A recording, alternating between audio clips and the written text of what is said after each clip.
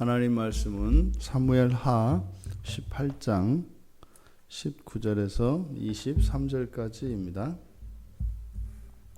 우리 같이 한 목소리로 함께 읽겠습니다. 사독의 아들 아히마아스가 이르되 청하건대 내가 빨리 왕에게 가서 여호와께서 왕의 원수 갚아주신 소식을 전하게 하소서. 요압이 그에게 이르되 너는 오늘 소식을 전하는 자가 되지 말고 다른 날에 전할 것이니라. 왕의 아들이 죽었나니 네가 오늘 소식을 전하지 못하리라 하고 요압이 구스 사람에게 이르되 네가 가서 본 것을 왕께 아뢰라 하매 구스 사람이 요압에게 절하고 다름질하여 가니 사독의 아들 아히마아스가 다시 요압에게 이르되 청하건대 아무쪼록 내가 또한 구스 사람의 뒤를 달려가게 하소서 하니 요압이 이르되 내 아들아 너는 왜 달려가려 하느냐 이 소식으로 말미암아서는 너는 상을 받지 못하리라 하되 그가 한사코 달려가겠노라 하는지라. 요압이 이르되 그리하라 하니 아히마아스가 들길로 다름질하여 구스 사람보다 앞질러 가니라. 아멘. 압살롬이 죽은 사건, 압살롬이 죽은 이 사건에 대해서 두 가지 의미가 있음을 보게 됩니다. 동일한 사건에 대해서 정반대되는 의견을 갖고 있는 거죠.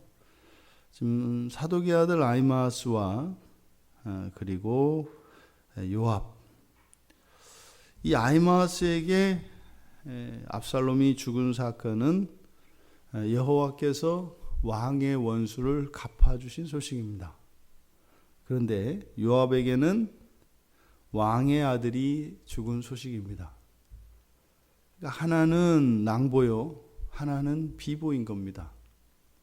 왕의 원수를 갚아준 소식이니까 이것은 승리의 소식이니까 얼마나 기쁘고 복된 소식입니까? 그런데 또 한 사람의 생각은 이것은 왕의 아들의 죽음에 대한 소식이기 때문에 이거는 국가적으로 또 왕에게 개인적으로 가장 슬픈 그런 소식인 겁니다. 여호와께서 왕의 원수를 갚아주신 소식이라고 생각하는 사독의 아들 아히마아스, 그는 원래 예루살렘 성에 있던 사람이지 않습니까? 아버지 사독의 심부름으로 다윗에게 온 사람이죠. 그래서 후세에 의해서 후세의 계략으로 다윗과 다윗의 군대가 큰 위험에 처해 있었는데 거기에서 다윗이 벗어날 수 있도록 그 소식을 들고 왔던 사람이 아히마아스입니다. 그는 아버지와 함께 다윗을 위해서라면 사실 이제 목숨까지도 바칠 각오가 돼 있었던 그런 충성스러운 사람이었죠. 그러니까 그런 그에게 이제 압살롬의 죽음이라고 하는 것은 이제 모든 상황이 종료된 것이고 또 다윗 왕으로 하여금 예루살렘 성을 떠나서 이곳 요단강 동편으로까지 피신해 와야 했던 이 모든 그 주범이었던 압살롬, 왕의 원수지요. 아들이기보다 왕의 원수지요. 근데 그 원수가 여호와께서 그렇게 승리를 가져다 주신 겁니다. 그러니까 그에게는 너무나 기쁜 소식이죠. 그래서 당장이라도 빨리 달려가서 그 소식을 전하고 싶은 겁니다. 그런데 다윗과 함께 머물렀던 이제 요압, 세 부대를 나누어 공격을 할 때 한 부대의 대장이었고 실질적인 총사령관이었던 요압. 그 요압에게는 압살롬이 죽은 것은 왕의 아들이, 왕자가 죽은 소식이었습니다. 다윗의 명에도 불구하고 요압은 압살롬을 죽였죠. 요압에게 압살롬은 복수의 대상이었습니다. 과거에 그 아브넬을 죽여서 화친을 맺기 위해서 왔던 아브넬을 다윗을 만나고 화친 조약을 맺고 돌아가는 아브넬을 거짓으로 불러들여서 죽였던 요압. 그거는 이제 동생 아사엘의 죽음에 대한 복수였죠. 그랬던 것처럼 이 압살롬도 자신을 모욕했고 자기 재산에 피해를 입혔기 때문에 그것에 대해서 압살롬을 죽여서 복수했던 겁니다. 그러니까 압살롬은 왕의 원수가 아니라 왕의 아들인 압살롬인 거죠. 요압에게는 그렇습니다. 요압에게는 원수로서의 압살롬이 아니라 왕자로서의 압살롬이에요. 그를 모욕하고 그에게 재산의 피해를 줬던 것은 왕자였기 때문이죠. 그 왕자가 적이 되었으니까 이참에 이제 복수를 한 겁니다. 그러니까 사사로이 이 싸움을 요압은 싸웠던 겁니다. 그러니까 더군다나 그 죽음에 대해서 자기 자신에게 책임이 있으니까 결코 요압의 생각으로는 이 압살롬의 죽음이 자신에게도 마찬가지고 다윗에게 기쁜 소식이 될 수 없는 겁니다. 그러니까요, 지금 압살롬이 죽었다고 하는 그 소식을 전하면 오히려 죽기 딱 좋아요. 왕의 아들이 죽었다는 소식을 들고 가는 사람이면 과거에 이 왕권 사회에서 그 슬픔이나 그 아픔을 그 전령을 죽여서 그렇게 나타낼 수도 있다 이 말이죠. 그러니까 요압은 이 사독의 아들 아히마아스를 굉장히 아꼈던 겁니다. 그러니까요, 자칫 그것이 아히마아스에게 화가 될 수 있으니까 못 가게 말린단 말이죠. 그런데 아히마아스는 부득불 가겠다고 그렇게 주장을 하는 거예요. 그러니까 22절에서 도대체 너는 왜 달려가려 하느냐? 너는 왜 도대체 달려가냐? 이해할 수가 없는 거죠. 그러니까 요압이 볼 때 아히마아스는 어리석은 사람이죠. 상황 판단을 제대로 못하는 사람인 거죠. 내지는 그 공명심에 눈이 멀어서 이거 물불 가리지 않고 뛰어들려고 하는 철없는 어린아이와 같이 보이는 거죠. 근데 이것은 개인의 인격이나 성숙, 명예에 관한 이런 것이 아니라 한 사건에 대해서 전혀 다른 두 관점으로 보고 있기 때문인 것입니다.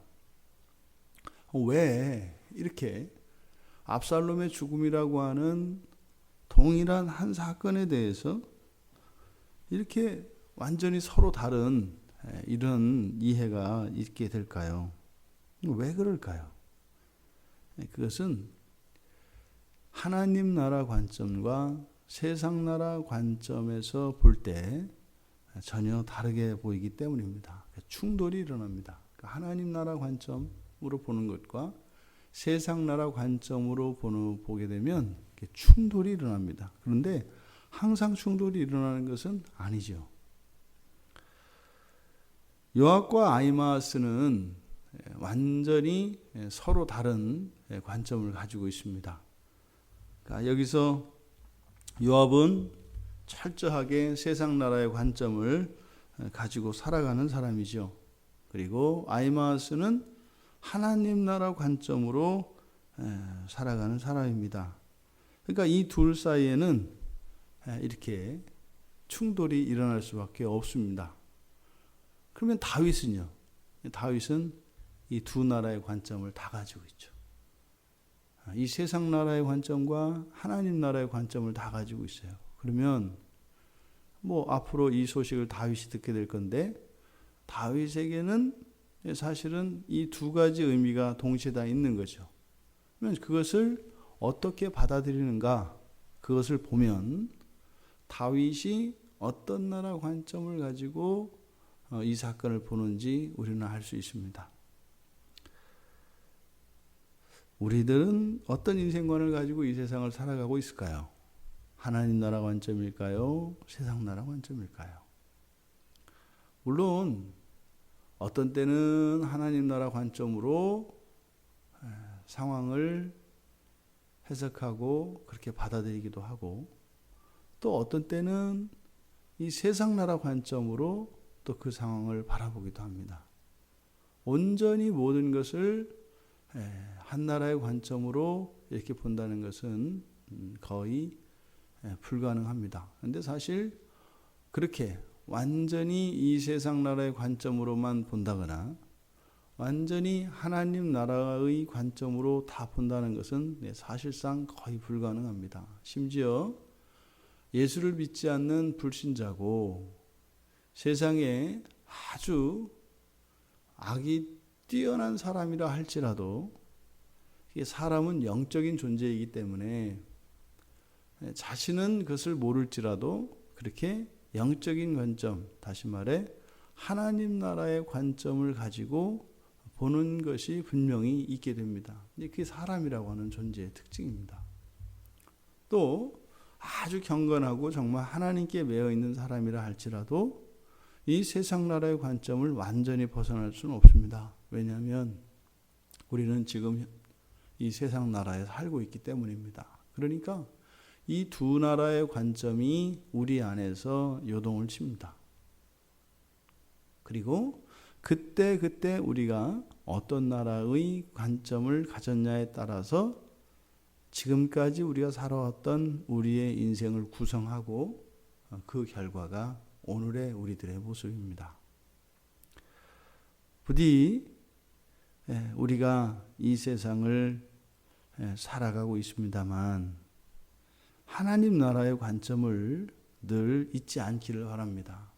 하지만 성경에서 우리에게 가르치는 바는 하나님 나라 관점과 세상 나라 관점이 이렇게 서로 대립하고 갈등하고 충돌해서 양자택일해야 되는 것이 아니라 하나님 나라와 이 세상 나라가 하나로 통합되기를 원합니다. 하나님 나라가 이 땅에 임한다라고 하는 것은 이 세상 나라가 그저 완전히 없어져 버리고 이렇게 완전히 새로운 나라, 그래서 이런 불연속성만 가지고 있는 하나님 나라가 아니라 분명히 이 세상 나라와 이 땅에 임할 하나님 나라 사이에는 연속성도 있다는 것입니다. 그러니까요, 우리가 우리의 오늘을 최선을 다해서 정직하게 믿음 안에서 살아가야 될 이유가 있는 겁니다. 오늘 하루의 삶이 이렇게 다가오고 있는 그 하나님 나라를 준비하는 삶이 되기를 원합니다. 그리고 이 세상 나라의 관점이 다가오는 그 하나님 나라를 거부하거나 그것을 거스르지 않고 오는 하나님 나라를 향하여 살고 있는 이 세상 나라를 하나님 앞에 드릴 수 있는 복된 하루가 되기를 주님의 이름으로 축원합니다. 하나님, 저희들이 이 세상을 살아갈 때 영원한 하나님 나라의 백성이며 또한 저희들이 지금 발을 붙이고 있는 이 세상 나라의 백성으로서 이 두 가지 정체성을 가지지 않을 수가 없습니다. 하지만 하나님, 이 세상 나라가 하나님 나라 되게 하시고 그 하나님 나라가 이 세상 나라 될 때까지 저희들이 신앙을 붙들고 신앙에 반하지 않는 인생을 살아갈 수 있도록 은혜를 내려 주시옵소서. 예수님의 이름으로 기도드리옵나이다. 아멘.